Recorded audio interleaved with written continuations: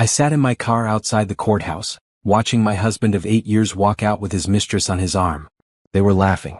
The ink on our divorce papers was barely dry, maybe 20 minutes old, and there they were, heading to the marriage registration office across the street. Same day. Same hour. Like I was nothing. Like our years together had been nothing but a pause before his real life could begin. My phone sat silent in my lap. I had turned off the ringer before entering the courthouse that morning. 3 hours ago I had been a wife. Now I was a woman watching her replacement claim her prize. The mistress wore red, a bold choice. Fitting. She had no shame, and apparently neither did he. But they didn't know what I knew. They didn't know what I had already done. At 9:47 that morning, exactly 13 minutes before I walked into the courthouse, I had sent a single email from my personal account to the HR director of Stellar Dynamics Corporation. The subject line read, "Immediate termination." The body contained one name, Bethany Crawford. My former sister-in-law. The woman who had hugged me at Thanksgiving and told me I was the sister she never had. The woman who earned a base salary of $450,000 plus bonuses that had reached $5.2 million last year. The woman who had known about the affair for 6 months and never told me. The HR director had replied within 4 minutes. Effective immediately. Security is escorting her out now. Severance package as discussed. I had discussed nothing. There would be no severance package. I own Stellar Dynamics. Every share. Every decision. Every dollar. And nobody in my ex-husband's family knew it. They thought Richard owned it. They thought Richard was the tech genius who had built a company from nothing. They believed his stories about late nights and brilliant innovations. They had no idea that Richard couldn't code his way out of a basic HTML page. They didn't know that every patent, every product, every breakthrough had come from my mind while Richard played CEO and took the credit. I had let him. It had been easier that way. Safer. I didn't like attention or public speaking or board meetings. I liked creating, building, solving problems that seemed impossible. Richard liked the spotlight, the prestige, the admiration. So we had made an arrangement. I would be the silent genius. He would be the face of success. And now he was the face of betrayal. I started my car and drove away from the courthouse. I didn't look back at him or his new bride. I had work to do. My phone started ringing at 2:34 p.m. I was in my private lab, 3 floors below the main Stellar Dynamics building, working on a prototype for quantum encryption that would revolutionize data security. The number on the screen was Richard's mother. I didn't answer. She called again. And again. By 3 p.m. I had 17 missed calls. Richard's mother. His father. His brother. His aunt. All family members who had smiled at me at dinner parties while whispering that Richard could have done better. All relatives who had accepted expensive gifts I had paid for while treating me like I should be grateful to be part of their family. At 3:45 p.m., Bethany called. I almost answered that one. Almost. But I remembered her at the wedding, holding my hand and promising we would always be sisters. I remembered her laughing at Richard's jokes and complimenting his intelligence. I remembered seeing her car parked outside the hotel where Richard had been meeting his mistress, and how she had sworn she was just getting coffee when I asked her about it. The phone calls continued. Different numbers now. Some I recognized, some I didn't. They were calling from office lines, cell phones, probably borrowing phones from friends. The desperation was almost funny. At 6:15 p.m., my lawyer called. I answered. They're threatening to sue, Patricia said. She sounded amused. Wrongful termination. Breach of contract. Defamation. The whole circus. Let them, I said. You're sure about this? Bethany is making quite a scene. She called a press contact. Says she's being targeted. I'm certain. Good. Because I've been waiting years to destroy these people legally. Just say the word. Patricia had been my lawyer since before I married Richard. She had drawn up the prenup that Richard never read carefully, the one that specified all intellectual property created during the marriage belonged to the person who created it. The one that established Stellar Dynamics as my sole property, with Richard as an employee, not a founder. The one that protected everything I had built. Richard had signed it at 11 p.m. the night before our wedding, drunk and happy and so sure of himself. He hadn't even read past the first page. At 8 p.m. Richard called. I stared at his name on my screen. I imagined him in his new apartment with his new wife, finally understanding that something had gone very wrong with his perfect plan. Finally realizing that his sister's firing might mean something bigger than he thought. I sent the call to voicemail. He called back immediately. Voicemail again. Then came a text. We need to talk. Now. I deleted it. Another text. This is serious, Naomi. Answer your phone. Delete. You can't just fire Bethany. She's an executive. There are procedures. I almost laughed. Procedures? In the company I owned. In the business I had built from an idea I had sketched on a napkin in a coffee shop 9 years ago. My phone rang again. Richard's father this time. Gerald Crawford, the man who had told Richard at our rehearsal dinner that he was marrying down, but that I seemed trainable. I declined the call. The voicemail notification popped up. I played it on speaker while I soldered a connection on my prototype. Naomi, this is Gerald. I don't know what kind of tantrum you're throwing, but you've gone too far. Bethany is a crucial part of Stellar Dynamics. You had no right to have her fired. I'm calling an emergency board meeting, and we will be discussing your behavior. This is unacceptable. Call me back immediately. An emergency board meeting. Of a company he thought Richard owned. A board that consisted of me and 2 people I had hired who knew exactly who signed their paychecks. This was getting better by the minute. At 9:30 p.m. the calls became frantic. I had 42 missed calls now. The voicemails were getting nasty. Richard's mother called me ungrateful. His brother called me vindictive.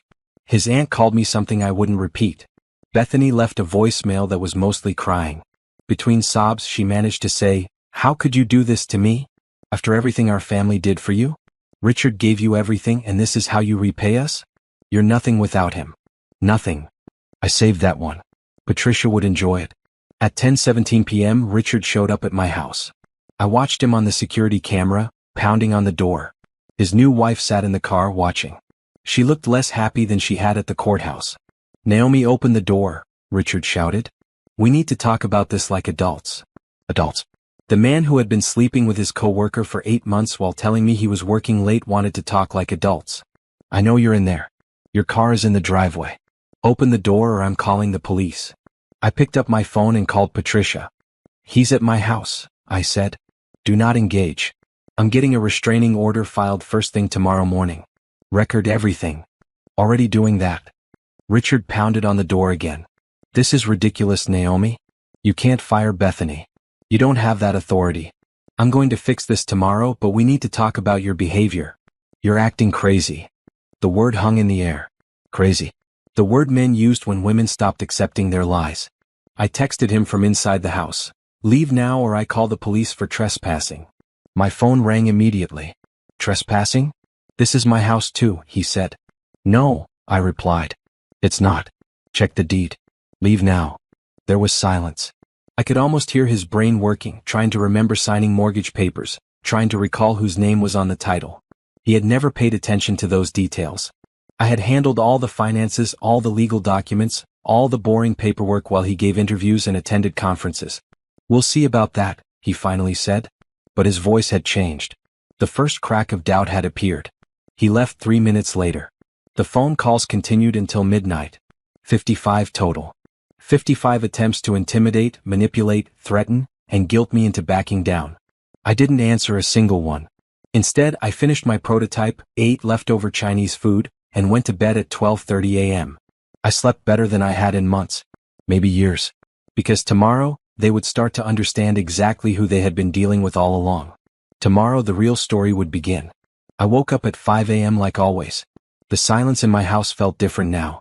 Peaceful. For 8 years, I had woken up next to a man who barely knew me. Who had never once asked about my work, my dreams, my ideas. Who had kissed me goodbye each morning and spent his days pretending to be someone he wasn't. I made coffee and opened my laptop. 73 new emails since midnight. Most from addresses at Stellar Dynamics. Several from reporters. 3 from Bethany's personal account with subject lines like, "Please," and "I'm begging you," and "You're ruining my life." I archived them all without reading. My phone showed 12 new voicemails. I deleted them. Instead, I opened the file I had been building for 3 months. Project Phoenix. The documentation of everything. Every late night I had spent coding while Richard slept. Every algorithm I had created while he played golf with investors. Every breakthrough I had made while he took credit in board meetings. I had timestamps. Emails to myself. Drafts saved on secure servers with metadata showing creation dates and author. Voice memos where I walked through complex problems, solving them in real time. Security footage from my lab showing me working alone for hours, days, weeks. I had built this company in shadows, and I had documented every single moment. The story had started 9 years ago in a coffee shop near the university where I was finishing my PhD in computer science. I was 26 years old, working on my dissertation about quantum encryption. Richard was 28, getting his MBA, charming and confident and so sure of himself. He had walked up to my table and asked what I was working on. I should have said nothing. I should have smiled politely and turned back to my laptop. But I was young and lonely and tired of being the only woman in my program who everyone treated like she didn't belong. So I told him. I explained quantum encryption in simple terms, the way I would explain it to my mom. I showed him my sketches and diagrams. I talked about the potential, the applications, the way this could change everything about data security. His eyes had lit up. Not with understanding, I realized later, but with opportunity. We dated for 6 months before he proposed. Fast, I knew, but he said he had never met anyone like me. He said I was brilliant. He said we could build something amazing together. I believed him. We got married 3 months after that. Small ceremony, just family and close friends. His family smiled at me, but I could see the questions in their eyes. What does he see in her? She's so quiet. So plain. Not the type we expected. I wore blue to the wedding. Royal blue, bright and bold. I had felt beautiful that day, even if his mother had suggested white would be more appropriate. The company started as my idea during our honeymoon. We were in Costa Rica, and I couldn't stop thinking about a security flaw I had identified in most corporate networks. I spent 3 days sketching out a solution while Richard explored the resort. When I showed him, he got excited. Really excited. He said we should start a company. He had the business knowledge, I had the technical skills. We would be partners. Equal partners. I said yes. That was my first mistake. Richard registered the company. Stellar Dynamics. He said the name came to him in a dream. I later found out he had stolen it from a science fiction novel. He set up the legal structure. He said he was protecting us, making sure everything was done right. I trusted him. I signed the papers he put in front of me, including the ones that made him CEO and public face of the company. I didn't mind. I wanted to build, not manage. I wanted to create, not attend board meetings. I wanted to solve impossible problems, not shake hands with investors. So Richard became the face of Stellar Dynamics, and I became the ghost in the machine. I worked from home at first, then from a small office, then from the lab I built in the basement of our first real building. I wrote code for 18 hours a day. I designed systems that security experts said couldn't exist. I created algorithms that made our competitors look like they were working with stone tools. And Richard took every bit of credit. He gave TED Talks about innovation. He accepted awards for genius. He did interviews where he explained his process, his vision, his breakthroughs. I watched it all happen and said nothing. Because I loved him. Because I thought we were a team. Because he came home every night and told me I was amazing, even if he never quite understood what I was actually doing. His family treated me like Richard's accessory. A smart accessory, sure, but still just something he had acquired. They praised him constantly. Richard is such a visionary. Richard is changing the world. We're so proud of Richard. I smiled and nodded and went back to my lab. Bethany had been different at first. She was Richard's younger sister, fresh out of college with a marketing degree. She needed a job and Richard suggested we hire her. I agreed. She seemed sweet, enthusiastic, genuinely interested in learning.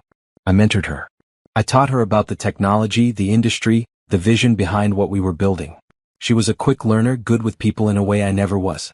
She became our director of marketing within 2 years. I gave her that promotion. I wrote the offer letter myself. She thanked Richard. 5 years into the marriage, Stellar Dynamics was worth $800 million.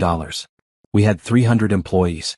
We had contracts with major corporations, government agencies, financial institutions. We were growing faster than anyone had predicted. And I was invisible. Business articles profiled Richard as a self-made genius. Industry leaders invited him to speak at conferences. Competitors tried to poach him with ridiculous offers. No one knew I existed. I should have been angry. I should have demanded recognition. But I had been raised to be humble, to not make waves, to support my partner. My mother had always said that a good woman builds her husband up, makes him successful, finds her joy in his achievements. So that's what I did. I built Richard up. I made him successful. I tried to find joy in his achievements. But the joy never came. Just exhaustion. Just the slow, creeping realization that I had made myself small so he could be big, and he hadn't even noticed the sacrifice. The affair started 8 months ago. I knew the day it began even though I didn't have proof yet. Richard came home different. Distracted. He looked at his phone more. He smiled at messages I couldn't see. He started working late again, but this time, no innovations appeared. No breakthroughs. No new ideas. Because he wasn't working. He was with her. Simone. 29 years old. New hire in the accounting department. Pretty in an obvious way, the kind of pretty that men like Richard noticed. She laughed at his jokes. She looked impressed when he talked. She made him feel like the genius everyone said he was. I found out 3 months ago. I had stopped by the office late one night to pick up some equipment. I saw his car in the parking lot. I saw her car next to it. I waited. They came out together at 11 p.m. He kissed her against her car. Not a brief kiss. Not an accident. A real kiss. The kind of kiss that said this had been going on for a while. I went home and threw up. Then I called Patricia. I need you to look at something, I said. All the legal documents for Stellar Dynamics. All the contracts. All the paperwork. I need to know exactly what I own. Patricia had been suspicious of Richard from the beginning. She had tried to get me to read the prenup more carefully. She had warned me about keeping my intellectual property separate. I had waved her off, saying Richard and I were a team. She didn't say I told you so when I called her that night. She just said, I'll have everything to you by tomorrow. The next day I learned the truth. Because of the prenup I had barely read and the intellectual property clauses Richard had definitely not read, I owned everything. Every patent was in my name. Every algorithm. Every piece of code. Even the company itself was structured in a way that made me the sole owner, with Richard as an employee, albeit a highly paid one. Patricia had protected me even when I wouldn't protect myself. What do you want to do? She asked. I want a divorce, I said. And I want him to know exactly what he's losing. We spent 3 months preparing. I documented everything. Every affair. Every lie. Every time he claimed credit for my work. I built an airtight case. And I waited. Richard asked for the divorce 2 weeks ago. He actually asked me. Sat me down in our living room and said he had met someone else. Said he hadn't meant for it to happen. Said he would always care about me, but he needed to follow his heart. I said okay. He looked surprised. Like he had expected tears, begging, drama. Instead, I just said okay, we should get divorced, I'll have my lawyer draw up the papers. He relaxed. Said he was glad I was being mature about this. Said we could stay friends. Said he would make sure I was taken care of financially. I almost laughed at that part. The papers were ready in 3 days. Richard signed them without reading them carefully, just like the prenup. He was too excited about his new life with Simone. Too busy planning their future. He had no idea he was signing away any claim to the company he thought he had built. Yesterday at 9:47 a.m., I had fired Bethany. At 10 a.m., I had walked into the courthouse. At 11:30 a.m., I was divorced. By noon, Richard was married to Simone. By 2 p.m., his whole world was starting to crumble, and he didn't even know it yet. I closed my laptop and looked around my house. My house. The one I had bought with my money, put in my name, decorated to my taste even though Richard always said my style was too simple. It was quiet. It was peaceful. It was mine. Tomorrow I would go to the office. I would walk through the front door for the first time as the public owner of Stellar Dynamics. I would call a meeting and tell the truth. But today I would rest. I would drink my coffee. I would work on my prototype. I would enjoy the last few hours before the storm really hit. Because when Richard found out the truth, when his family understood what they had lost, when the world learned who really built Stellar Dynamics, everything would change. And I was ready for it. More than ready. I was looking forward to it. The sun hadn't fully risen when my phone started ringing again. 6:47 a.m. Gerald Crawford. I was in my home gym, running on the treadmill, watching the news with subtitles on. Decline. He called back immediately. Decline. A text appeared. This is your last chance to fix this before we take legal action. I screenshot it and sent it to Patricia with a note. Add to evidence file. She responded instantly, already awake. They've been emailing me since 5 a.m. This is entertaining. I increased my speed on the treadmill. 5 miles this morning. I needed to be sharp today. Another call. Richard's brother, Thomas. The one who worked in finance and thought that made him smarter than everyone else. The one who had told me at a family dinner that I should smile more if I wanted people to take me seriously. Decline. Then Bethany again. I could picture her in her expensive apartment, the one she bought with her bonuses from my company, probably surrounded by designer shopping bags and evidence of a lifestyle she could no longer afford. Decline. My phone buzzed with a voicemail notification. I didn't listen to it. Instead, I finished my run, showered, and dressed in a green suit. Emerald green. Professional. Powerful. The kind of outfit Richard had always said was too bright for me. I looked at myself in the mirror. 35 years old. African-American woman who had spent too long making herself smaller. Not anymore. Today I was taking up all the space I deserved. By the time I got to my car, I had 19 missed calls. The voicemails were piling up. I could see the desperation building. They had spent 12 hours trying to reach me, trying to intimidate me, trying to force me to back down. It wasn't working. The drive to Stellar Dynamics took 20 minutes. I had made this drive 1,000 times, but today felt different. Today I wasn't sneaking in through the back entrance to my basement lab. Today I was walking through the front door as the owner. My phone rang. Richard again. This time I answered. Naomi, finally, he said. His voice was strained. We need to talk. Now. Good morning to you too, Richard. Don't play games. What you did to Bethany was completely out of line. I don't know what kind of breakdown you're having, but you need to fix this. I'm not having a breakdown, I said calmly. I made a business decision. You don't make business decisions at Stellar Dynamics. I do. I'm the CEO. I pulled into my reserved parking spot. The one with my name on it. Naomi Bennett. Not Naomi Crawford. I had never taken his name at work, something his mother had complained about constantly. Actually, Richard, you should check your employment contract. You might find some interesting information there. What are you talking about? Read your contract. Then we can talk. I hung up. He called back immediately. I declined and turned off my phone's ringer completely. Inside the building, the receptionist looked surprised to see me. Miss Bennett? I didn't know you were coming in today. I work here, I said simply. Of course, I just meant, with everything happening. What's happening? She looked uncomfortable. The emails this morning. About the emergency board meeting. Mr. Crawford called it for 10 a.m. I smiled. Perfect. I'll be there. I took the elevator to the executive floor. I had rarely come up here. This was Richard's domain. The corner office with the view. The conference room with the expensive table. The walls covered with awards and photos of Richard shaking hands with important people. Patricia was waiting outside the conference room. She wore red head to toe. She looked like a lawyer ready for war.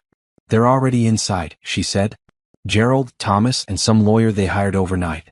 Bethany is on video call. Richard is on his way. He sounded frantic on the phone. Good. You ready for this? I've been ready for years. We walked into the conference room together. Gerald stood up, his face already red. You have some nerve showing up here after what you've done. I own this building, I said. I can show up whenever I want. You own nothing. My son built this company from the ground up. I sat down at the head of the table. Richard's spot. Did he? Tell me, Gerald, what exactly did Richard build? He created Stellar Dynamics. He developed the technology. He made this company worth billions. Patricia placed a folder on the table. These are the patents for Stellar Dynamics core technology. All 17 of them. Would you like to see whose name is on them? Gerald grabbed the folder. I watched his face change as he read through the documents. Patent after patent. Innovation after innovation. All filed in my name. All created by me. This doesn't mean anything, he said, but his voice had lost its certainty. Richard probably put your name on them for tax purposes. Feel free to believe that, I said. Now, about this board meeting you called. I'm confused about who gave you the authority to call a board meeting for a company you don't own. Richard owns this company. Patricia slid another folder across the table. These are the incorporation documents. The shareholder agreements. The company structure. Please show me where Richard's ownership is listed. Thomas grabbed the folder this time. He was the finance guy. He would understand what he was looking at faster than his father. His face went pale. This can't be right, he said. It's very right, Patricia said. Stellar Dynamics is wholly owned by Naomi Bennett. Richard Crawford is an employee. A very well-paid employee, but an employee nonetheless. That's impossible. Richard started this company. Did he? I asked. Or did I create the technology, file the patents, and build the systems while Richard played CEO? The door opened. Richard rushed in, still wearing yesterday's clothes. He looked like he hadn't slept. Good. Dad, what's going on? Your text said it was urgent. Gerald pointed at me. She claims she owns Stellar Dynamics. Claims? Patricia raised an eyebrow. I don't deal in claims. I deal in legal facts. Richard looked at me. Really looked at me, maybe for the first time in years. Naomi, what is this? This is the truth, Richard. The truth you never bothered to learn because you were too busy taking credit for my work. Your work? I built this company. I pulled out my laptop and turned it toward him. On the screen was a video file. Me in my lab 3 years ago, walking through the encryption algorithm that had made Stellar Dynamics an industry leader. Time-stamped. Dated. Documented. Did you build this? I asked. He stared at the screen. I played another video. Me explaining the security protocol that had landed us our biggest government contract. Then another. Me coding the system that had won us industry awards. You want to see more? I asked. I have hundreds of hours of footage. Emails. Documents. Proof of every single innovation that made this company successful. And your name isn't on any of it. Richard sat down heavily. You recorded yourself working? I documented my work. Like any good scientist does. Why? Because I knew someday I might need proof. Turns out I was right. Bethany's face appeared on the conference room screen. She had been crying. Naomi, please. I'm sorry about what happened with Richard and Simone. I should have told you. But you can't destroy my career over this. I'm not destroying your career over the affair, I said. I'm firing you because you've been taking credit for work you didn't do.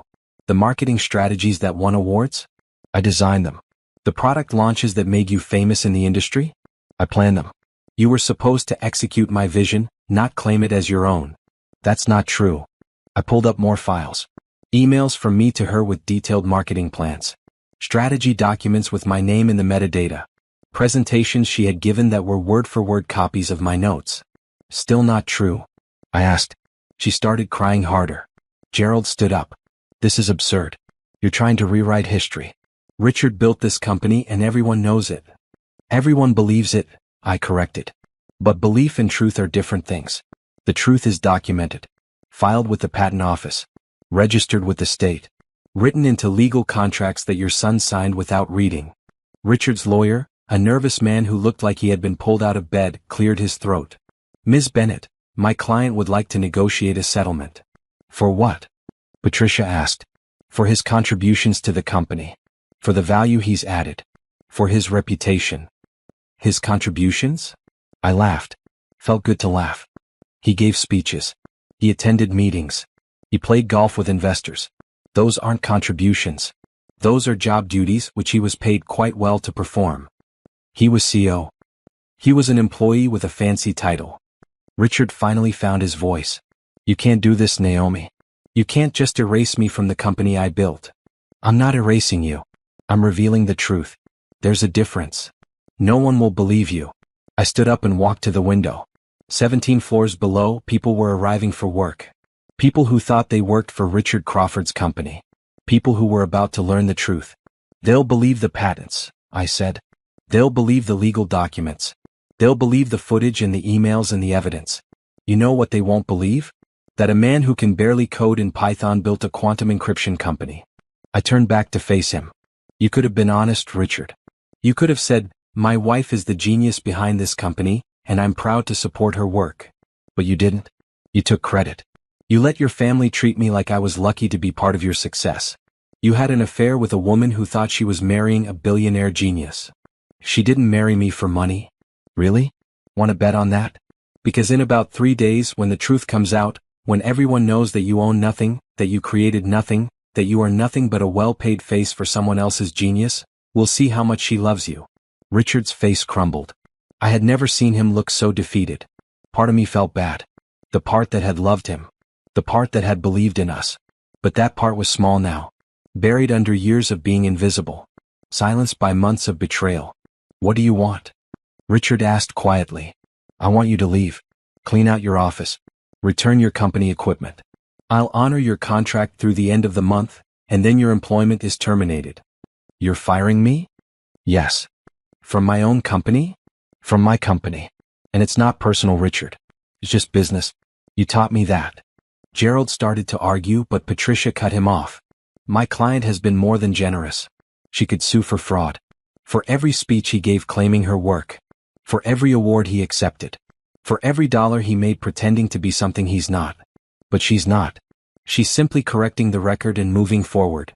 We'll sue, Thomas said. For defamation. For wrongful termination. Try it, Patricia said. Discovery will be very interesting. We'll subpoena every interview, every speech, every claim Richard made about creating technology he didn't understand. We'll depose everyone who ever heard him take credit for Naomi's work. We'll turn this into a public spectacle that destroys what's left of his reputation." She smiled. "Or you can accept reality and walk away quietly. Your choice." The room fell silent. My phone buzzed. Even on silent, I could see the notifications piling up. More calls. More messages. More desperation. 55 calls in 12 hours.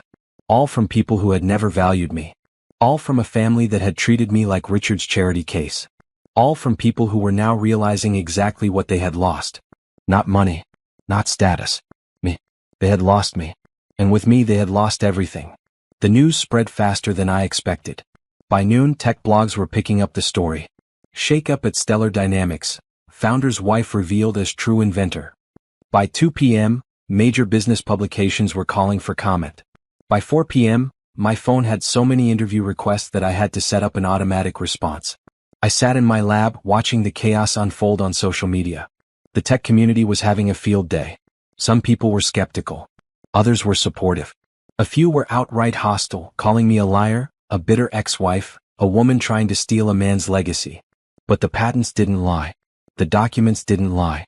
The evidence didn't lie. Patricia had released a carefully crafted statement with selected proof. Not everything, just enough to establish credibility. Patent filings with dates and signatures. Incorporation documents showing ownership structure. A few choice emails showing me explaining complex technical concepts to Richard in simple terms. The internet did the rest. Someone found a video of Richard giving a TED Talk about encryption.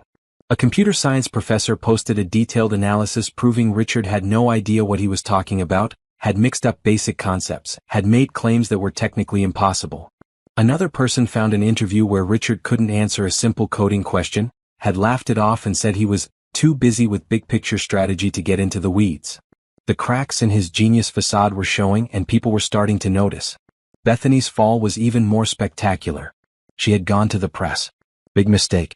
She did an interview with a tech industry publication, crying about how she had been wrongfully terminated, how she had built the marketing department from nothing, how she was being punished for her brother's divorce. Within hours, people who had worked with her started talking. A former employee posted on social media, "I worked under Bethany at Stellar Dynamics. Every campaign we launched was based on detailed plans that came from upstairs. We all assumed it was from the CEO. Now I'm wondering if it was actually from his wife." Another person chimed in, "I pitched Bethany an idea once. She rejected it. 3 months later, she presented the exact same idea as her own in a board meeting. I was told to keep quiet if I valued my job. Then someone leaked emails. Not from me, from someone else in the company. Messages showing Bethany taking credit for strategies she hadn't created. Presentations where she claimed innovations that had come from other team members. A pattern of theft and manipulation that went back years. The industry turned on her fast. Awards she had won were being questioned. Speaking engagements were canceled. Companies that had tried to recruit her were quietly pulling their offers. I watched it happen and felt nothing. No satisfaction. No guilt. Just a cold certainty that this was necessary. My phone rang. An unknown number. I answered, curious. "Miss Bennett? This is Trevor Walsh from the Tech Innovation Forum.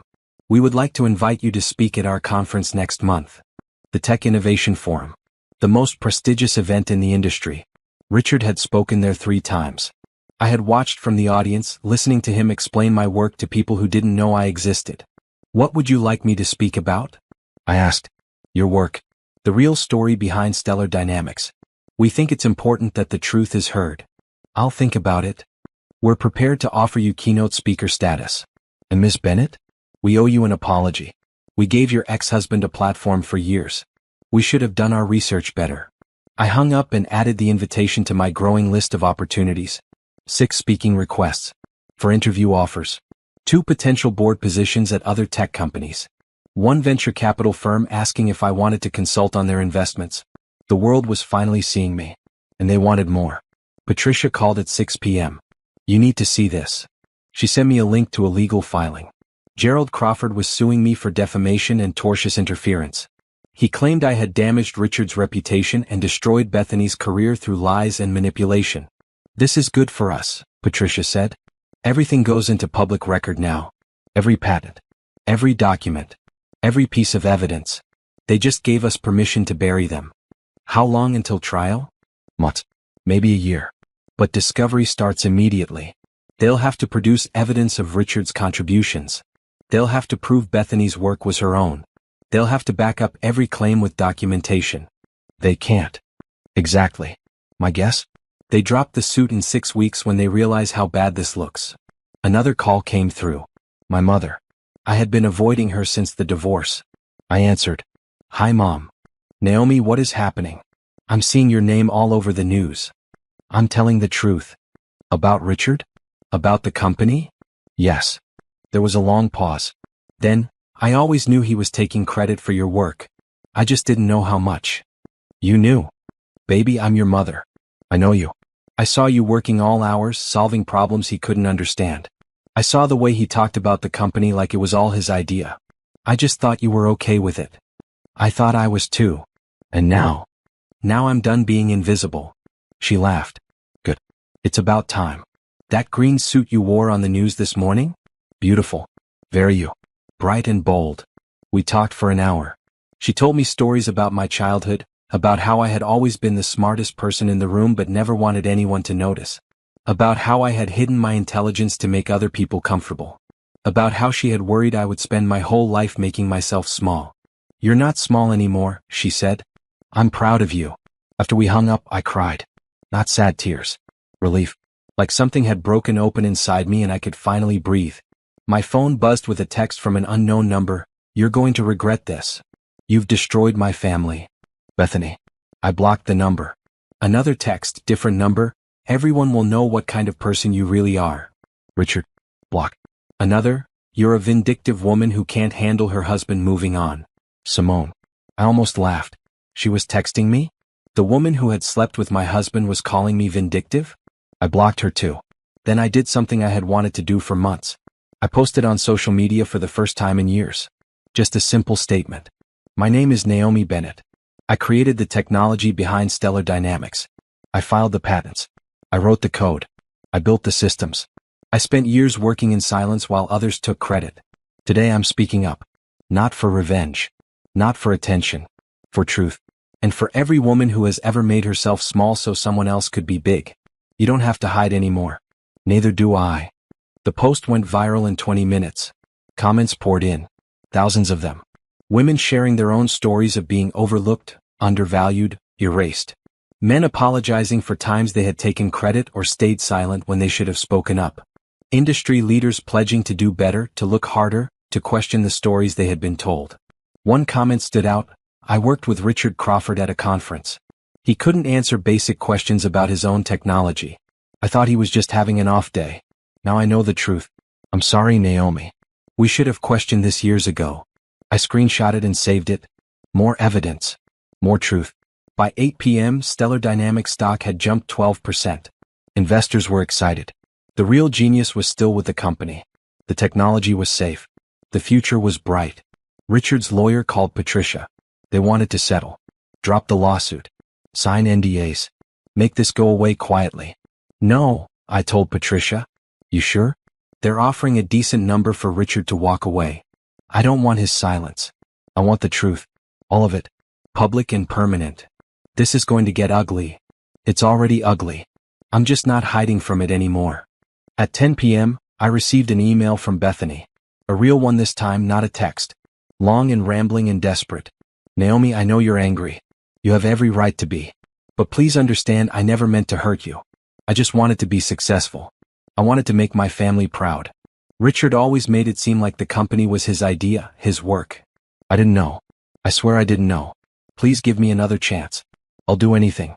I'll work for minimum wage. I'll start over in a junior position. I'll tell everyone the truth. Just please don't destroy my career. I'm begging you. I read it 3 times. Then I wrote back. Bethany, you knew. Maybe not everything, but you knew enough. You knew I was the one in the lab at midnight. You knew I was the one solving problems. You knew Richard couldn't code. You chose to believe the comfortable lie instead of the uncomfortable truth. You took credit for my marketing strategies because it was easier than giving me recognition. You stayed silent about his affair because you didn't want to rock the boat. Every choice you made was about protecting your comfort, your status, your career. Now you face the consequences. I'm not destroying your career. You did that yourself. You just didn't think you'd ever have to pay for it. I hit send and blocked her email. My phone showed 63 missed calls now. The number had grown throughout the day as more people realized what was happening. Richard's extended family, business associates, people who had benefited from my work without knowing my name. All of them wanting to fix this, control this, make me back down. None of them understanding that I was done backing down. I looked around my lab, the space where I had created everything. The room where I had spent thousands of hours solving impossible problems while the world gave credit to someone else. This was my empire. Built in shadows, yes, but mine. And now everyone would know it. Simone filed for annulment on day 5. The news came through Patricia, who could barely contain her amusement. She claims fraud. Says Richard misrepresented his financial situation and ownership of Stellar Dynamics. Her lawyer filed this morning. I was in a meeting with my actual board of directors, the people who had always known the truth about my ownership. They were strategizing our next moves, discussing how to handle the media attention, planning the future. How is Richard taking it? I asked. According to court documents, he's living in a hotel. The house you shared was in your name. His condo downtown also your name. Turns out you own more than you remembered. I actually had forgotten about the condo. I had bought it as an investment property years ago, and Richard had asked to use it as his office space. I had said yes and forgotten about it. His car? I asked. Leased through the company, which you own. Would you like me to terminate the lease? No. Let him keep it for now. I'm not petty. One of my board members, an older woman named Dr. Sharon Hughes, laughed. You're better than me. I would have had it repoed the first day. We continued the meeting. We discussed expanding into new markets, hiring more engineers, acquiring a smaller competitor that had interesting technology, growing the company that I had built, this time with my name on everything. After the meeting, I checked my email. Another message from Simone's lawyer, this one sent directly to me. Ms. Bennett, my client would like to speak with you privately. She believes you both have been victimized by Mr. Crawford's deception and thinks a conversation might be mutually beneficial. I deleted it. Simone and I had nothing to discuss. She had made her choices. Now she could live with them. But I was curious about how she was handling this, so I did what anyone would do. I looked at her social media. Her accounts had gone private, but screenshots were everywhere. She had posted a long message yesterday, claiming she had been deceived by a con artist, and that she was as much a victim as anyone. People weren't buying it. The comments were brutal. You knew he was married. You chose to be with a married man. Now you're shocked he's a liar? Consequences are finally finding you. Someone had posted photos from her wedding to Richard. She wore red, the same red she had worn to the courthouse. In the photos she looked radiant, happy, victorious. Now those same photos were being shared with mocking captions. When you marry for money but find out there isn't any. The face of instant regret.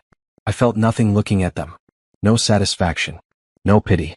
Just the distant observation that this was what happened when you built your life on someone else's lies. My phone rang. Unknown number. I had been getting a lot of those. Miss Bennett? This is Jennifer Wu from Tech Venture Capital. I wanted to reach out about a potential opportunity. Tech Venture was one of the biggest venture capital firms in Silicon Valley. They had funded some of the most successful companies in the past decade. We're very impressed with your work, Jennifer continued. We'd like to discuss potential investments in Stellar Dynamics or your future ventures. Would you be available for a meeting? Stellar Dynamics isn't looking for outside investment. We understand. But we're interested in building a relationship with you. We believe you're one of the most innovative minds in the industry, and we want to support your work going forward. We scheduled a lunch meeting for next week. After I hung up, 3 more venture capital firms called with similar offers. The tech world was recalibrating. Richard Crawford had been a fraud. Naomi Bennett was the real deal. And everyone wanted a piece of the real deal. Patricia called at 3 p.m. Simone's pregnant. I actually dropped my phone. I picked it up quickly. What? Her lawyer just filed an amended annulment request. She's claiming emotional distress due to the pregnancy. Says Richard assured her he was wealthy and could support a family. Is it his? The timeline matches. She's about 8 weeks along. I sat down. Richard was going to be a father. With her. With the woman he left me for. I waited for the pain to hit. The jealousy. The anger. The sense of loss. Instead I felt relief. I had wanted children. Richard had always said we should wait. Build the company first. Establish ourselves. There would be time later. Later never came. And now I understood why. He had never wanted children with me. He had been planning his exit for months, maybe longer. He had been imagining a different future with someone else. And now he had it.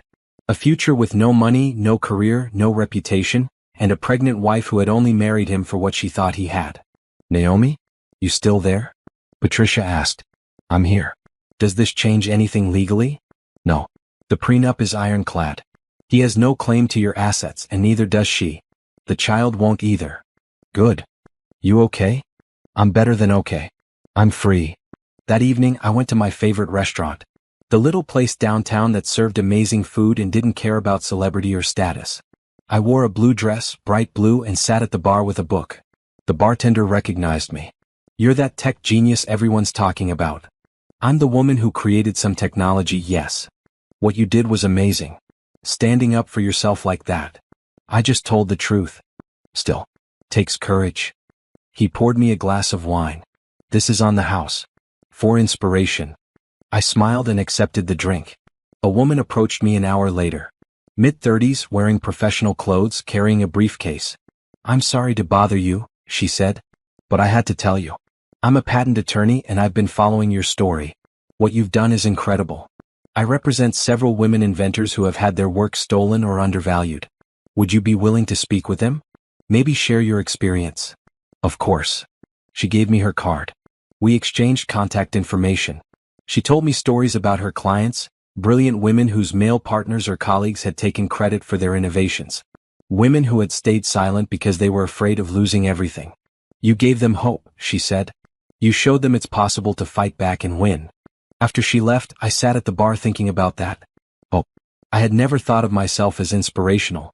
I had just been protecting what was mine. But maybe that was enough. Maybe standing up for yourself was always inspirational, even when it felt like simple survival. My phone buzzed. A text from a number I didn't recognize. You destroyed my life. I hope you're happy. Richard. I stared at the message. I could respond. I could tell him he destroyed his own life. I could point out that he had choices, that he had made decisions, that consequences were not the same as destruction. Instead, I deleted the message and blocked the number. He didn't deserve my energy. He didn't deserve my attention. He didn't deserve any more of my time. I finished my wine and went home to my quiet house. My house. My space. My life. Tomorrow I had another interview scheduled. Forbes wanted to feature me in their 30 Most Innovative Women in Tech issue. Even though I was 35, they said I qualified because my innovations had happened in my 20s, I just hadn't been recognized for them until now. I had said yes to the interview. To all the interviews. Because for years I had let Richard speak for me, explain me, represent me to the world. Now I would speak for myself. And the world was listening. 3 months after the divorce, I walked into the Tech Innovation Forum as the keynote speaker. The same conference where Richard had spoken 3 times. The same stage where he had explained my encryption algorithms to audiences who believed he had created them. Today I stood in that exact spot wearing a red pantsuit. Bright, bold, impossible to ignore. The room was packed. 2,000 people. Industry leaders, investors, journalists, competitors. All there to hear the real story. I started with a question. How many of you believed Richard Crawford was a genius? Almost every hand went up. How many of you have ever actually spoken to him about the technical details of his work? Most hands went down. How many of you ever questioned whether the story you were told was true? No hands remained raised. I smiled. That's the problem. We don't question the stories we're comfortable with. A confident man taking credit for innovation? That's a story we know. A story we accept. A woman working in silence while her husband claims her achievements? That's a story we don't want to see. I spent the next 45 minutes walking through my work. Real technical details. The actual innovations. The problems I had solved and how I had solved them. I showed code. I explained algorithms. I proved, beyond any doubt, that I knew exactly what I was talking about. Then I showed videos of Richard trying to explain the same concepts. Fumbling over terminology. Making basic errors. Clearly reading from scripts he didn't understand. The room was silent. I'm not here for revenge, I said. I'm here to change the narrative. To show you what you missed. To make you uncomfortable enough that next time, you question the easy story. You look deeper. You ask harder questions. You don't assume the person on stage is the person who did the work. The standing ovation lasted 5 minutes. Afterwards, dozens of people approached me. CEOs wanting to collaborate. Investors offering funding for future projects. Women thanking me through tears for giving them courage. One person stood out. Dr. James Morrison, the founder of a major research institute I had admired for years. "I owe you an apology," he said. "I gave Richard an award 3 years ago. An award that should have been yours. I'd like to correct that publicly." "You don't have to do that." "I do. We all do. The industry needs to acknowledge what happened. Otherwise, nothing changes." We talked for 20 minutes. He invited me to join his institute's advisory board, to mentor young researchers, to help create policies ensuring proper attribution of work. I said yes, because this was bigger than me and Richard now. This was about changing systems, preventing the next brilliant woman from spending years in shadows while someone else took the spotlight. The next day, I visited my new office at Stellar Dynamics. Not the basement lab, the executive suite, the corner office that used to be Richard's. I had redecorated completely. Out went his heavy furniture and dark colors. In came clean lines, bright colors, and lots of natural light. The walls displayed my patents, my awards, the ones being reissued in my name, my vision for the company's future. My new executive team was waiting. I had restructured everything, hired people I trusted, brought in diverse voices, created a company culture based on transparency and proper attribution. "Let's talk about the next 5 years," I said. "We're going to triple our revenue. We're going to expand into markets we haven't touched yet. We're going to build technology that changes everything. And everyone who contributes will get credit. Clear, public, undeniable credit." We worked for 6 hours straight. Planning, strategizing, building. This was what I had always wanted. Not the fame or the recognition. The ability to create freely, to build something meaningful, to push boundaries without someone else claiming my achievements. Patricia called at 6 p.m. The lawsuit settled. Gerald dropped all claims. Richard signed a comprehensive NDA and non-compete. He can't work in tech for 5 years, can't claim any connection to Stellar Dynamics, can't speak publicly about your marriage or the company. What did he get? Enough money to live on if he's careful. More than he deserves. And Bethany? She's working at a small marketing firm in Nebraska. Entry-level position. They know her history. They're giving her a second chance, but she's starting from the bottom. I felt nothing about that either. Bethany had made her choices. She would live with them. Simone had the baby, Patricia added. A girl. She's been posting on social media about single motherhood and learning who your real friends are. Richard isn't involved? He sees the baby, but they're not together. He's living in a studio apartment, working as a consultant for a small firm. Makes about what he paid his assistant at Stellar Dynamics. The fall from grace was complete. Richard Crawford, the supposed genius, was now just another guy struggling to pay rent. I should have felt satisfaction. Instead, I just felt tired. Tired of thinking about him. Tired of this chapter of my life. "I'm done," I told Patricia. "No more updates about them. I don't want to know." "You sure?" "Positive. I'm building something new now. They're not part of it." That weekend, I did something I hadn't done in years. I took a vacation. Just 3 days in a small cabin by a lake. No phone calls. No emails. No interviews or meetings or obligations. Just me, some books, and silence. I spent the first day sleeping. Years of exhaustion catching up. Years of carrying weight I didn't know I was carrying. The second day I hiked. Long trails through forests, breathing clean air, remembering what it felt like to exist without performance or pressure. The third day I sat by the lake and thought about the future. Who I wanted to be. What I wanted to build. How I wanted to use this second chance. I thought about dating eventually, maybe. But not yet. I needed to remember who I was without being someone's wife first. I thought about children. The possibility was still there, though it looked different now. Maybe adoption. Maybe fostering. Maybe just mentoring young people and calling that enough. I thought about my mother's words. "You're not small anymore." She was right. I had taken up space. Claimed my achievements. Demanded recognition. And the world hadn't collapsed. Instead, it had expanded. On my drive home, I stopped at a store and bought a painting. Abstract, bright blues and greens, full of movement and life. I hung it in my living room, the first piece of art I had chosen without worrying whether Richard would like it. It looked perfect. My phone had 67 messages when I turned it back on. Interview requests. Speaking invitations. partnership offers. People wanting my time, my knowledge, my expertise. I responded to each one carefully. Yes to the ones that aligned with my values.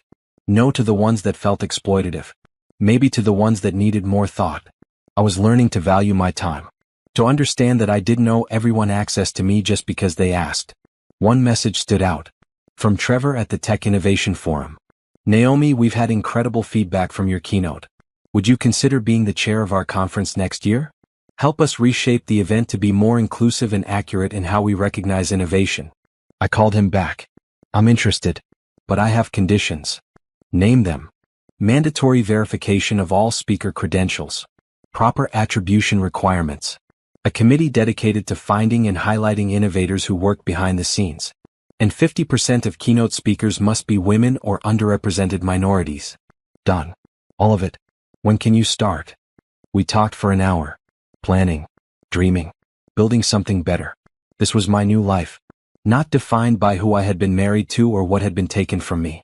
Defined by what I was creating, who I was becoming, the future I was building with my own hands. That night, I went to bed early. Tomorrow, I had a meeting with a young woman who had reached out about her research being stolen by her advisor. The day after, I was speaking at a university about intellectual property protection. The week after that, I was meeting with lawmakers about better attribution laws in the tech industry. I was busy. Busier than I had ever been. But this time, I was busy building my own legacy. Speaking in my own voice.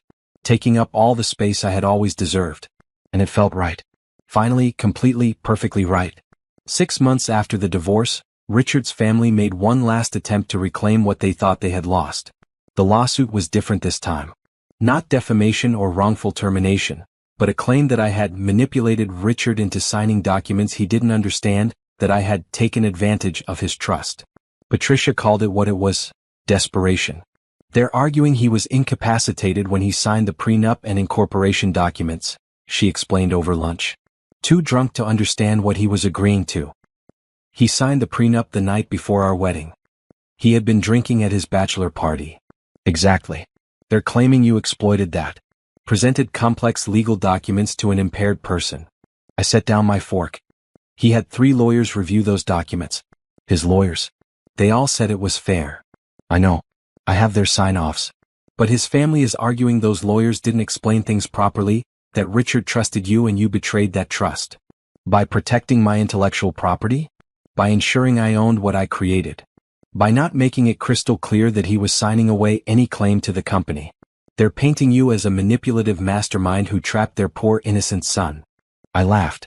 It was absurd. Richard had lawyers, accountants, financial advisors. He had every resource available to understand what he was signing. He just hadn't cared enough to read carefully. When does discovery start?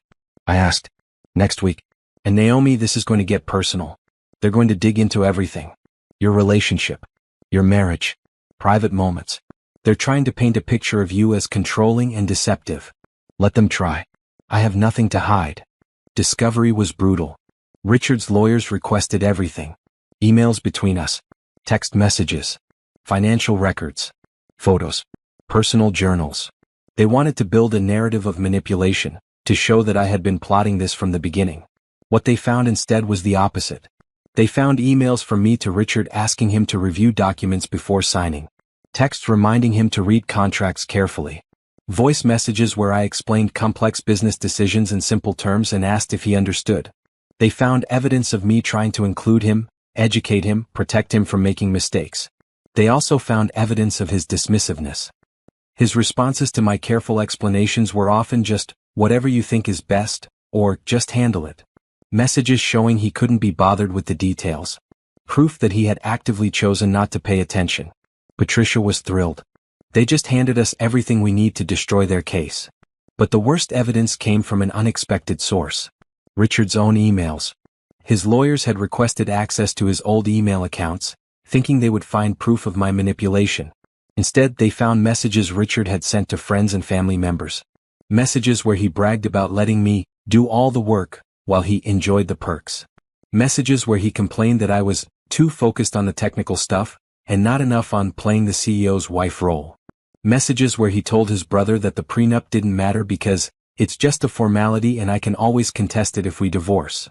Messages where he discussed the affair with Simone months before I found out, calling it exciting and a breath of fresh air after being married to someone so boring. Patricia leaked selected messages to the press. Not all of them, just enough to shift the narrative completely. The tech blogs went crazy.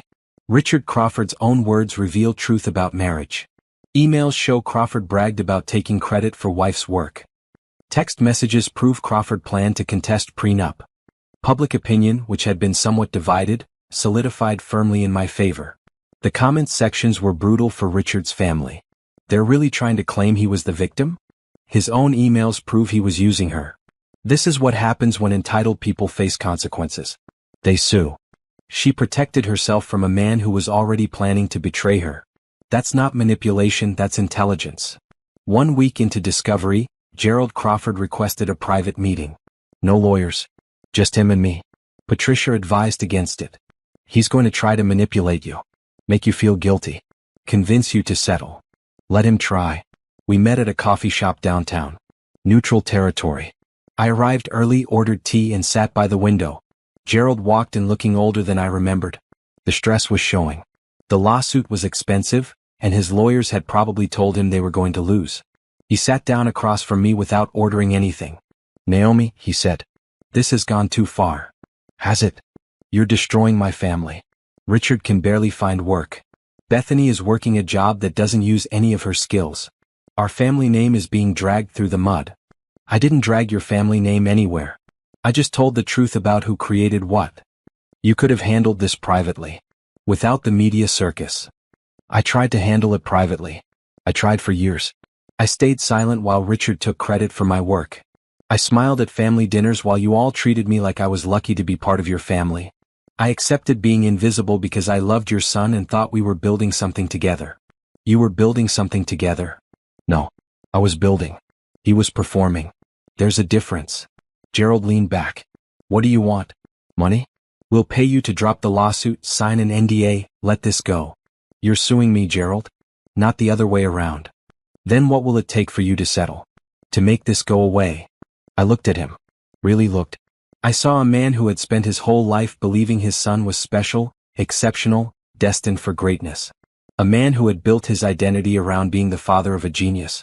And now that genius had been revealed as a fraud. Not even a fraud, really. Just a mediocre man who had married someone brilliant and taken credit for her brilliance. "I want you to tell the truth," I said. "About what?" "About everything. I want you to admit publicly that I created the technology behind Stellar Dynamics. That Richard was never the genius you claimed he was. That your family benefited from my work while treating me like I was beneath you. That's ridiculous. I can't do that. Then we have nothing to discuss." I stood up to leave. "Wait," Gerald said. "Please." I sat back down. "Why are you doing this?" he asked. "Is it really just about credit?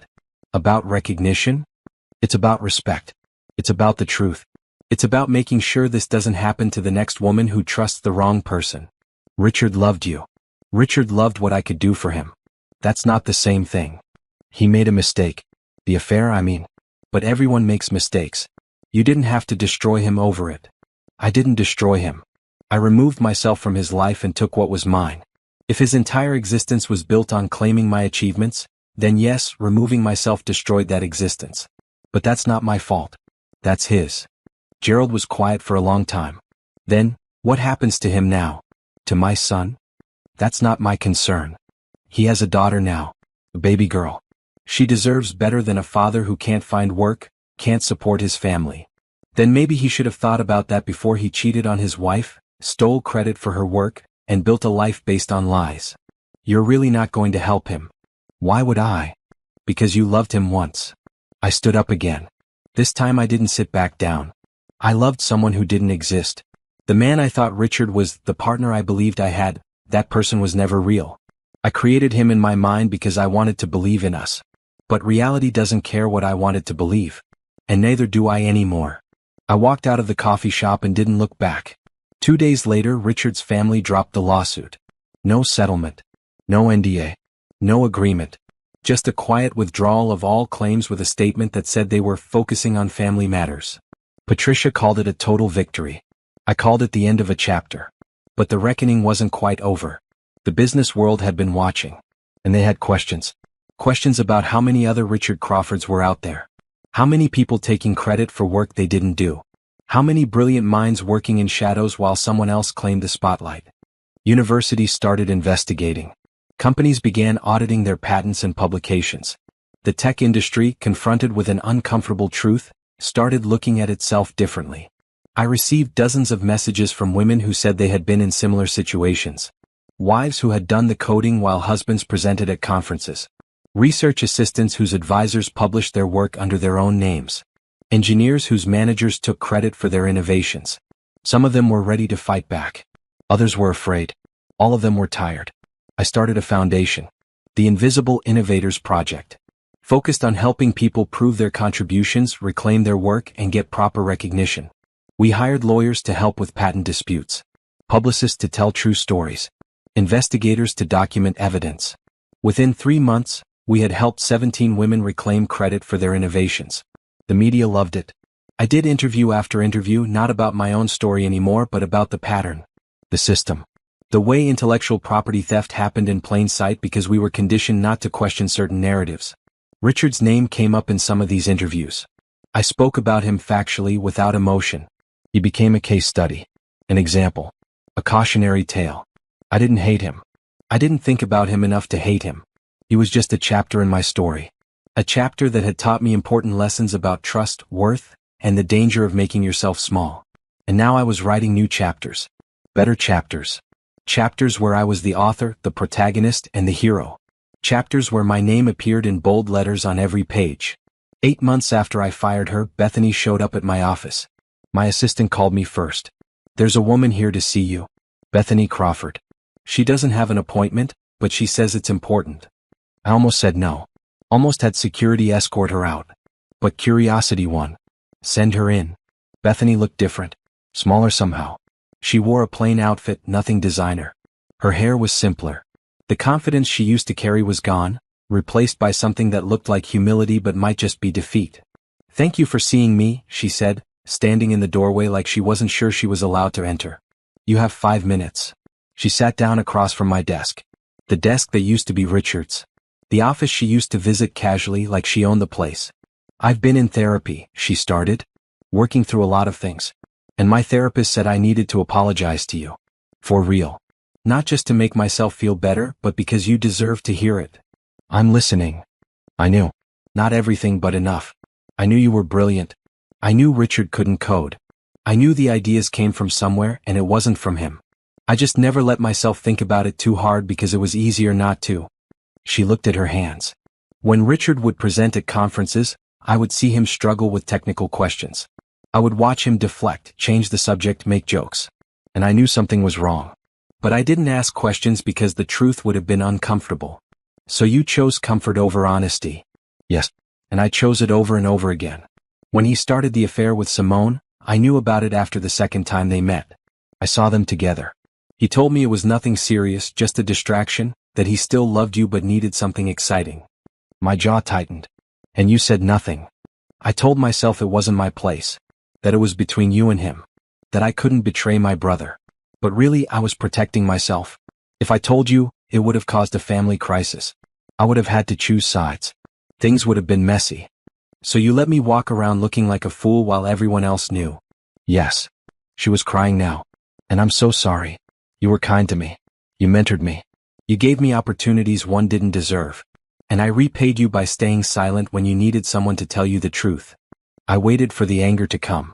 The satisfaction of seeing her broken. The vindication of hearing her admit what she had done. Instead, I just felt tired. "What do you want from me, Bethany?" "Nothing. I don't want my job back. I'm not asking for forgiveness. I just wanted you to know that I understand what I did. That I'm ashamed of it. That I'm trying to be better." "How's that going?" "It's hard. I'm making barely enough to pay rent. I'm learning what it's like to actually earn respect instead of having it handed to me because of my last name. I'm starting over in a way I never thought I would have to. And you think I should feel sorry for you? No. I think you should know that you were right to fire me. That I wasn't just fired for knowing about the affair. I was fired because I was a fraud too. I took credit for your marketing strategies. I let people believe I was this brilliant strategist when I was really just executing your vision." She wiped her eyes. I've spent 8 months thinking about why I did that. And I think it's because I always felt less smart than Richard, less accomplished than my parents wanted me to be.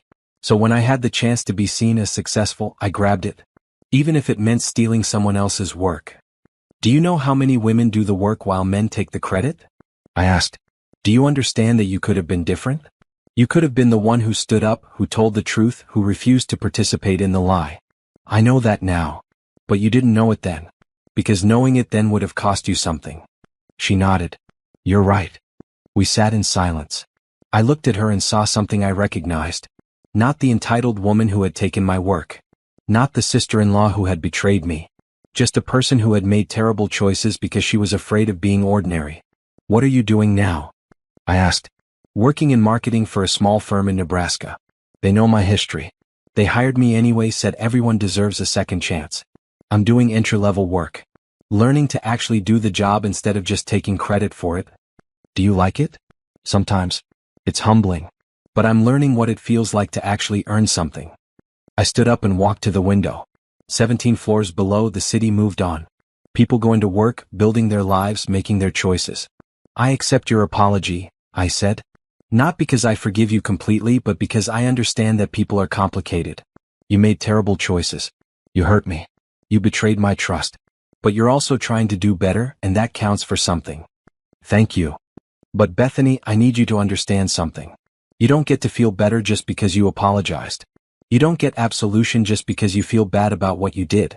The work of becoming better is hard and it lasts forever. You don't get to do it for 8 months and call it done. I know. Do you? Because the easy thing is to apologize and move on. The hard thing is to actually change. To recognize when you're falling into old patterns.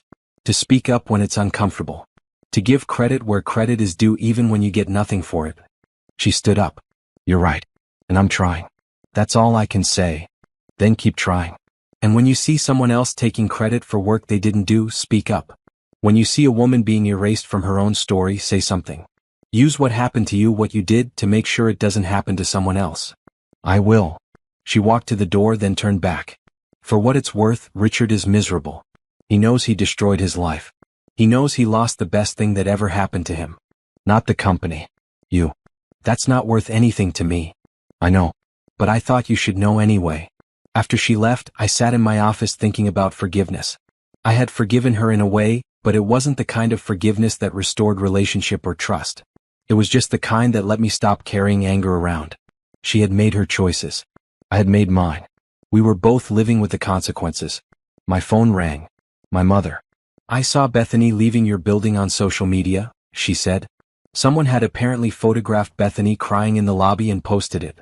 Everything okay? She apologized. Did you accept it? I acknowledged it. I'm not sure that's the same thing. Good girl. You don't owe anyone forgiveness just because they feel bad. We talked for a while. She told me about her book club, her garden, her life. Normal things. Comforting things. You sound happy, she said. Really happy. Not just okay, but genuinely happy. I am. Good. You deserve it. After everything you've been through, you deserve to be happy. After we hung up, I looked around my office. Photos on the wall from speaking engagements. Awards with my name on them. Patents filed in my name. Evidence of a life I had built in the open, not in shadows. I was happy. Genuinely, surprisingly happy. Not because Richard was suffering. Not because his family had faced consequences. Not because Bethany was working an entry-level job. But because I had found myself. The person I was when I wasn't performing for someone else. When I wasn't making myself small. When I wasn't hiding my brilliance to make someone else comfortable. I had found my voice. My power. My place. And it turned out I liked who I was when I took up space. 1 year after the divorce, Business Insider published a 10,000-word investigative piece titled, The Woman Behind the Curtain. How Naomi Bennett Built a billion-dollar company while her husband took the credit. The article was thorough, devastating, and meticulously sourced. The journalist had interviewed dozens of people. Former employees who had seen me working late while Richard attended parties. Industry experts who had noticed inconsistencies in Richard's technical knowledge.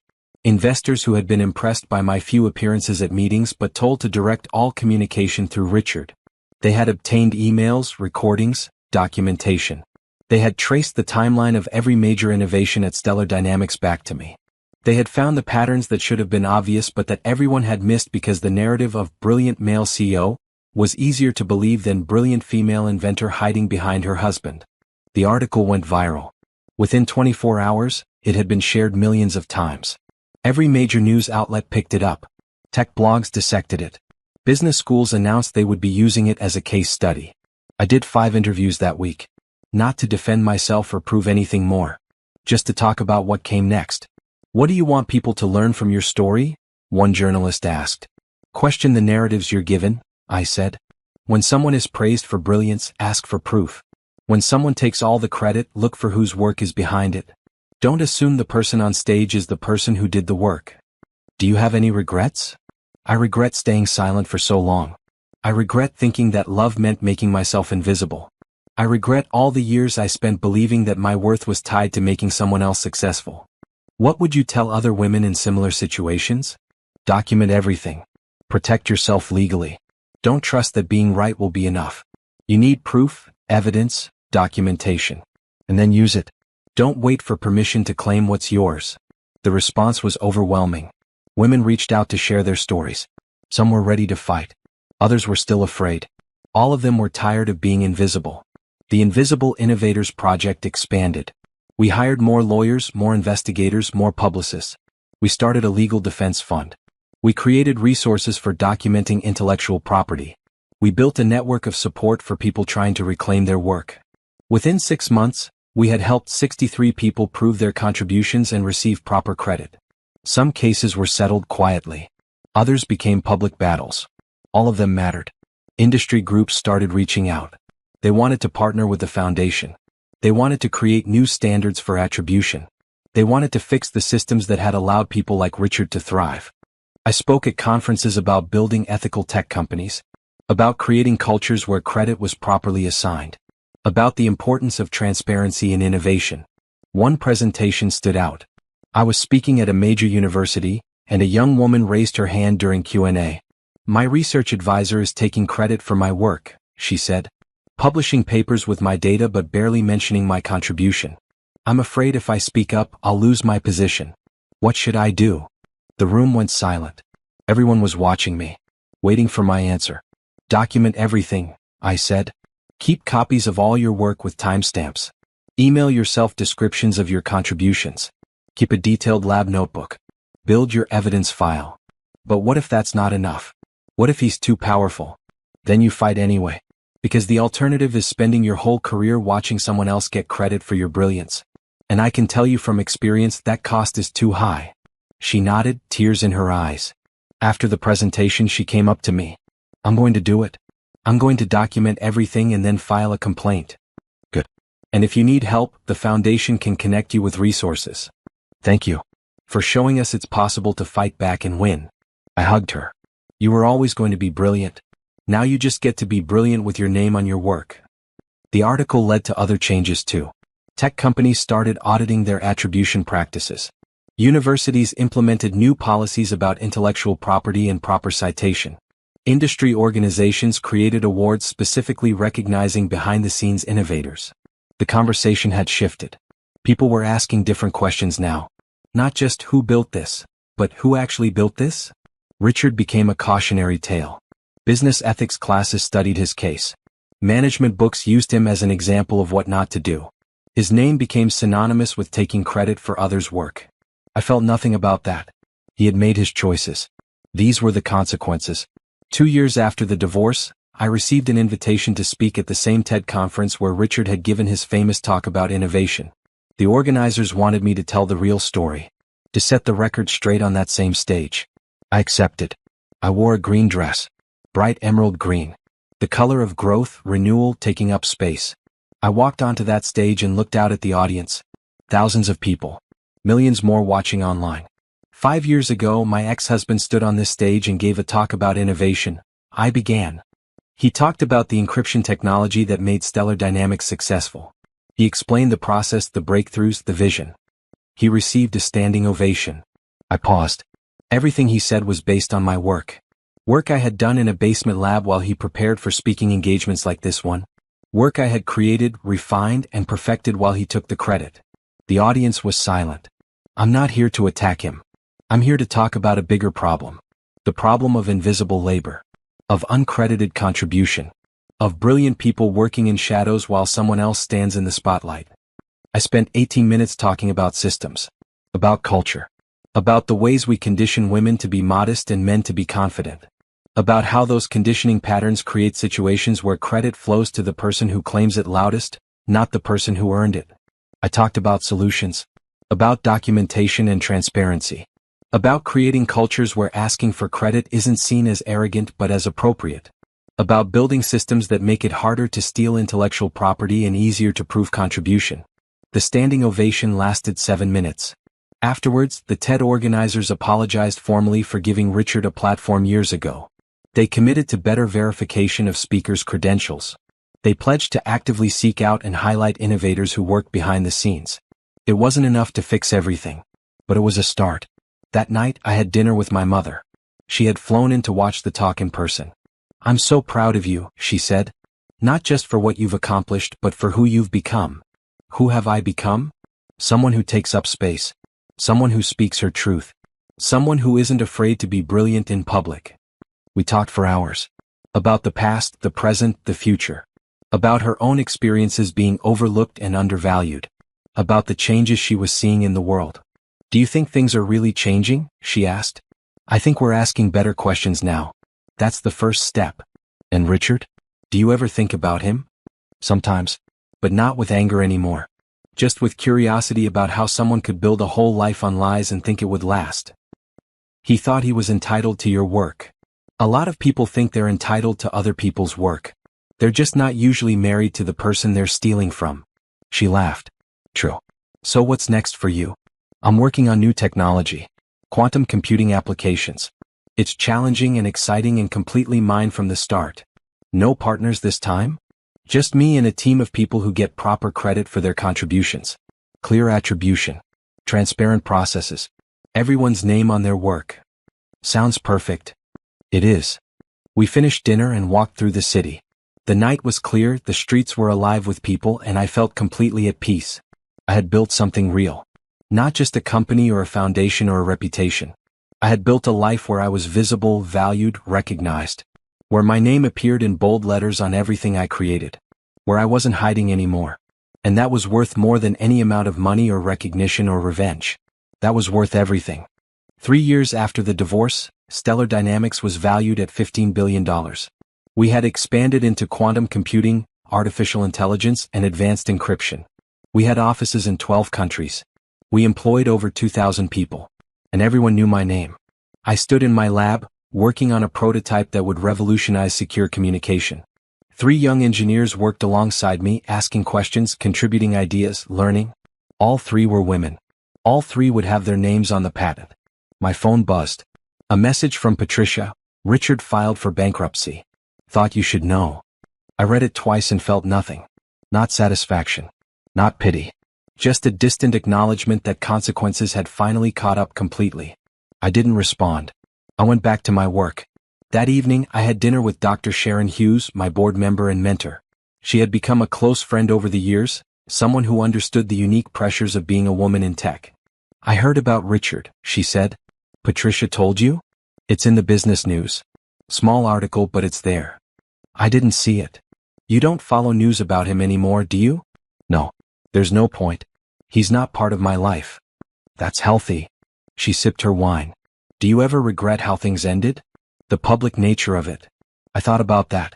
No. If I had handled it quietly, nothing would have changed. He would have found another opportunity to take credit for someone else's work. His family would have continued believing he was a genius. And I would have stayed invisible. "You're certainly not invisible now." I smiled. "No. I'm very much visible." We talked about the foundation, which had grown beyond anything I had imagined. We had helped over 300 people reclaim credit for their work. We had changed policies at major corporations and universities. We had created a movement. "You're changing the world," Sharon said. "Not just through your technology but through your advocacy." "I'm just telling the truth. The truth changes the world more than you think." After dinner, I went home to my house. My beautiful, peaceful, entirely mine house. I had redecorated completely. Bright colors everywhere. Art that I loved. Furniture that was comfortable instead of impressive. It looked like me now. Finally. I poured a glass of wine and sat on my balcony, looking at the city lights. My phone showed several missed calls from journalists wanting comments about Richard's bankruptcy. I ignored them. His failures weren't my story anymore. My story was about what I had built. What I was building. What I would build next. A text came through from an unknown number. I almost deleted it without reading, but something made me look. Hi Naomi. This is Simone. I know I'm the last person you want to hear from, but I wanted to say I'm sorry. For everything. I was young and stupid and believed lies. I didn't know he was using both of us. I just wanted you to know that I understand now what you went through. I'm raising my daughter alone and trying to teach her to be strong like you. Anyway, you don't have to respond. I just needed to say it. I stared at the message for a long time. Part of me wanted to ignore it. To let her live with her choices without acknowledgement or absolution. But part of me remembered being young and believing in someone who didn't deserve it.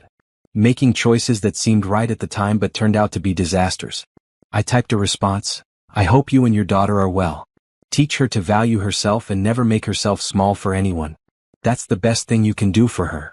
I hit send and blocked the number. One response was enough. I didn't need a relationship with her, didn't need to know how she was doing or what she was thinking. I just needed to not carry anger about her anymore. The next day, I had a meeting with a group of high school students who were interested in computer science. 20 young women, all brilliant, all unsure if they belonged in tech. I spent 2 hours with them, showing them my lab, explaining my work in terms they could understand, answering their questions honestly. One girl raised her hand. Do you think it's harder for women in tech? Yes, I said simply. Not because we're less capable, but because the systems weren't built for us. Because people make assumptions about who can be brilliant. Because we're taught to be modest while men are taught to be confident. So what do? Document your work. Take credit for your achievements. Don't wait for permission to be brilliant. And when you're successful, lift other women up with you. Change the systems from the inside. Another girl asked, what happened to your ex-husband? The one who stole your work. The other students leaned in, curious. He filed for bankruptcy this week, I said. He lost everything because everything he had was built on lies. Do you feel bad for him? No. I feel indifferent. He made choices. Those choices had consequences. That's not my responsibility. Don't you want revenge? I got something better than revenge. I got my life back. I got recognition for my work. I got to build something real under my own name. Revenge would have been temporary. This is permanent. They nodded, thinking about that. At the end of the session, several of them came up to thank me. One girl, maybe 16, said something that stuck with me. I was thinking about not pursuing computer science because my boyfriend said I should do something more social, like marketing or communications. But after hearing your story, I'm definitely doing computer science. And I'm getting a new boyfriend. I laughed. Good choice. Do what you love. Never let someone else's comfort determine your future. That night, I received an email from the Nobel Committee. They wanted to interview me for a potential nomination in computer science. My work on quantum encryption had apparently caught their attention. I read the email 3 times. A Nobel Prize. Recognition at the highest level. Not for being someone's wife or partner or supporter, but for my own work. My own genius. My own contributions to science. I called my mother. I might be nominated for a Nobel Prize, I said. She screamed. Actually screamed with joy. I knew it, she said. I always knew you were capable of this. I just wish you had known it sooner. I know it now. That's what matters. We talked for an hour. She cried happy tears. I cried a little too. After we hung up, I sat in my living room thinking about the journey. From invisible wife to recognized innovator. From shadow to spotlight. From silence to speaking truth. It hadn't been easy. There had been pain, betrayal, public battles, private doubts. But it had been worth it. Every difficult moment. Every hard choice. Every time I had to stand up for myself when it would have been easier to back down. All of it had been worth it. Because now I was free. Truly, completely free. Free to create without someone taking credit. Free to speak without someone talking over me. Free to be brilliant without making anyone else comfortable. Free to be myself. My phone buzzed with a message from Patricia. Saw the Nobel news. Congratulations. You deserve everything good that's coming to you. I smiled and typed back. Thank you. For everything. For protecting me even when I wouldn't protect myself. For standing with me when things got hard. For believing in me. Always, she responded. That's what real friends do. I looked around my living room. At the art on the walls. The books on the shelves. The photos of me at speaking engagements, at the lab, at foundation events. Evidence of a life lived in full color. In bright greens and blues and reds. In bold choices and brave moments and beautiful truth. This was my empire. Built not in shadows this time, but in brilliant, undeniable light. And I was just getting started. The next morning I woke up early and went to my lab. I had a new project starting. Something revolutionary. Something that would change everything again. And this time, from the very first line of code, from the very first patent filing, from the very first presentation, my name would be on it. Naomi Bennett. Inventor. Innovator. Genius. Not someone's wife. Not someone's sister-in-law. Not someone working behind the curtain. Just me. Fully visible. Fully recognized. Fully alive. The phone calls had stopped years ago. The 55 desperate attempts to intimidate me into silence. The family that had thought I owed them everything. The people who had believed I was nothing without their son, their brother, their name. They had learned the truth the hard way. I wasn't nothing without them. They were nothing without me. And now everyone knew it. I turned on my computer and got to work. Building. Creating. Innovating. Doing what I had always done best, but this time with the lights on. This time with the world watching. This time with my name in bold letters at the top of every page. And it felt perfect. Finally, completely, perfectly right.